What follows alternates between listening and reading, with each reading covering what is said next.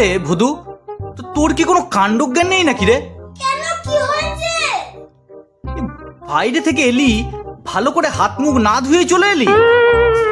বাবা, কে বলেছে আমি হাত মুখ ধুইনি? আমি দেখিনি মনে করেছিস? এই যে বাইরে থেকে খেলে এলি, গায়ে রাজ্যের ধুলো ময়লা ঘাম, তা ওইগুলো ভালো করে সাবান শ্যাম্পু দিয়ে স্নান না করলে ওগুলো যায় বলতো? তুই শুধু জলে হাত মুখ ধুয়ে চলে এলি। বাবা, তুমি যতই সাবান শ্যাম্পু দিয়ে স্নান করো না কেন, সেইটা সাবান শ্যাম্পু দিয়ে তো শরীরের বাইরেটা পরিষ্কার হবে, মনটা তো আর পরিষ্কার হবে না। शाबाश बेटा। হ্যাঁ হ্যাঁ, কথাটা তুই ঠিকই বলেছিস, ঠিকই বলেছিস রে।